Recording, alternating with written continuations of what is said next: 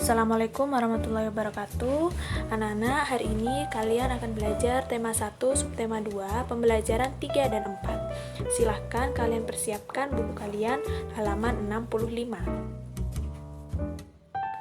Di halaman 65 ini, kalian akan belajar tentang IPS, tentang peta, flora fauna, dan juga iklim. Selain itu, kalian juga akan belajar tentang PPKN, menghargai sesama suku maupun perbedaan agama di Indonesia. Seperti yang kalian ketahui, salah satu potensi terbesar bangsa Indonesia adalah jumlah penduduknya yang besar. Ini terlihat dari peta ini bahwa penduduk Indonesia bisa sekitar 294 juta jiwa yang tersebar di 13.466 pulau dari Sabang sampai Merauke. Sekarang perhatikan peta di atas. Kalian bisa mengetahui perbedaan kepadatan penduduk di setiap provinsi. Di sini kalian bisa melihat di bagian warna yang terdapat di bagian pojok kiri bawah. Itu menunjukkan jumlah penduduk di setiap provinsi.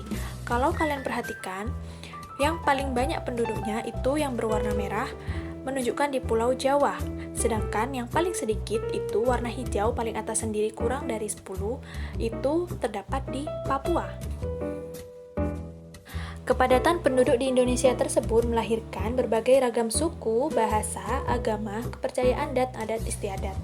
Untuk kekayaan suku bangsa, Indonesia memiliki ratusan nama suku bangsa, bahkan ribuan jika dirinci hingga sub-sukunya. Di sini kalian bisa perhatikan gambar peta yang menunjukkan nama-nama suku di Indonesia. Kalian bisa memperhatikan, misalkan di Pulau Jawa ada suku apa saja, di Pulau Kalimantan ada suku apa saja. Ini Bu Novi beri contoh, ada peta persebaran suku bangsa di Pulau Sumatera. Di Pulau Sumatera dapat kalian temukan suku Aceh, suku Melayu, suku Nias, suku Minangkabau, dan lain sebagainya. Selain itu, kalian juga bisa melihat suku-suku yang berada di pulau lain seperti di Pulau Kalimantan dan Pulau Sulawesi di buku kalian halaman 66-67. Selain beragam suku bangsa, di Indonesia juga beragam agama. Ada 6 agama di Indonesia, yaitu Islam, Kristen, Katolik, Hindu, Buddha, dan Konghucu. Maka dari itu, kita harus menjaga kerukunan antar umat beragama. Bagaimana caranya? Kerukunan dapat diartikan sepakat dalam perbedaan-perbedaan yang ada dan menjadikan perbedaan sebagai panduan untuk menerima dan saling mengerti. Di sini terdapat trilogi kerukunan, maksudnya adalah mengupayakan agar terciptanya suatu keadaan yang tidak ada pertentangan dalam masing-masing umat beragama, antar golongan agama yang berbeda satu sama lain, serta pemeluk agama yang satu dengan yang lain. Yang pertama yaitu kerukunan intern, yaitu masing-masing umat dalam satu agama ialah kerukunan di antara aliran-aliran atau paham yang ada dalam suatu umat agama. Kemudian yang kedua, itu adalah kerukunan di antara umat beragama yang berbeda-beda, yaitu kerukunan di antara para pemeluk agama yang berbeda, misalkan antara Islam dengan Kristen, dengan Katolik, Hindu, dan Buddha. Kemudian, kerukunan antar umat agama dengan pemerintah ialah upaya keserasian dan keselarasan di antara para pemeluk atau pejabat agama dengan aparat pemerintah yang dilandasi saling memahami dan menghargai tugas masing-masing dalam rangka membangun masyarakat dan bangsa Indonesia yang beragama. Jadi, trilogi dari kerukunan ini diharapkan dapat diterapkan dalam kehidupan masyarakat Indonesia. Selain keanekaragaman agama, Indonesia juga memiliki keanekaragaman flora. Flora itu adalah tumbuhan yang tumbuh di Indonesia. Nah, biasanya tumbuhan di Indonesia ini dipengaruhi oleh iklim dan juga letak ketinggian tempat dan kesuburan tanah. Dapat kalian lihat di gambar bahwa kalian lihat paling bawah. Di paling bawah adalah jenis tanaman yang tumbuh baik di bawah ketinggian 700 meter di atas permukaan laut. Itu biasanya ditanami padi, jagung, dan berbagai jenis palawija. Kemudian di atasnya, di atas 600 meter, itu jenis tanaman yang tumbuh pada ketinggian 700 sampai 1500 meter. Di atas permukaan laut biasanya teh, kopi, kina, dan sayur-sayuran. Kemudian yang ketiga, itu di atas 1500 ada flora, cemara, dan mahoni.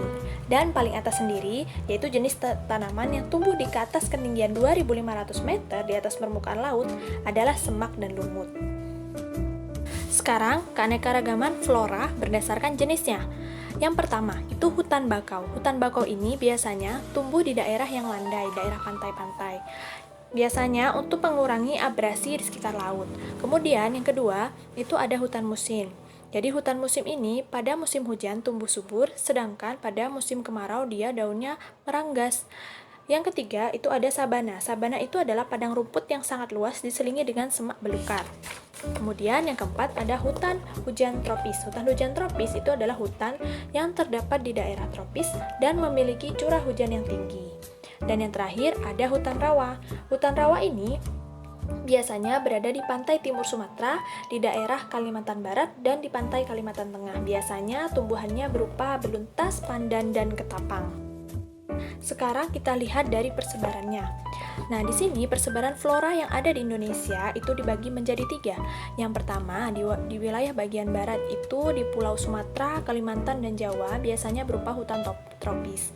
Kemudian yang kedua ada wilayah bagian tengah, itu di daerah Sulawesi, Nusa Tenggara, dan Maluku. Contohnya itu seperti hutan musim. Hutan musim ini biasanya ada di pohon cendana atau satu wilayah pohon jati seperti itu. Kemudian yang ketiga di bagian timur. Nah, di bagian timur ini biasanya terdapat di Pulau Papua serta pulau kecil di sekitarnya. Contoh floranya seperti bakau, sagu, dan juga anggrek. Sekarang kita belajar tentang fauna. Fauna itu adalah hewan. Jadi hewan di Indonesia juga beraneka ragam. Di sini yang menemukan adalah Alfred Russel Wallace. Jadi persebaran fauna di Indonesia itu dibagi menjadi 3. Yang pertama itu adalah fauna tipe asiatis. Biasanya berada di bagian barat Indonesia seperti di Jawa, Sumatera, Bali, dan Madura. Hewan-hewannya juga jenis tertentu seperti gajah, badak Jawa, badak Sumatera, banteng, seperti itu ya. Yang kedua adalah fauna tipe peralihan. Nah, biasanya fauna tipe peralihan ini ada di bagian tengah wilayah Indonesia. Contohnya di NTB, di NTT, Maluku. Contoh hewannya seperti babi rusa, komodo, kerbau, kuda liar, burung nuris. Kemudian yang ketiga yaitu tipe australis. Biasanya tipe australis ini terdapat di bagian timur Indonesia. Contoh hewannya seperti burung cendrawasih, burung kakak tua, dan ikan penyang. Keadaan flora dan fauna itu merupakan salah satu hal yang mempengaruhi keadaan alam Indonesia. Keadaan alam Indonesia dapat dikelompokkan menjadi 2 bagian, yaitu keadaan alam fisik wilayah serta keadaan flora dan fauna. Nah, keadaan fisik wilayah ini terdiri atas iklim dan keadaan bentuk permukaan bumi yang akan membentuk jenis tanahnya. Nah, iklim apakah iklim? Iklim itu adalah keadaan rata-rata cuaca pada suatu wilayah dalam jangka waktu yang relatif lama. Letak astronomis Indonesia yang berada di wilayah tropis membuat Indonesia itu memiliki iklim yang tropis. Nah, biasanya iklim tropis ini suhu udaranya tinggi sepanjang tahun, curah hujannya juga tinggi, dan penyinaran matahari sepanjang tahun.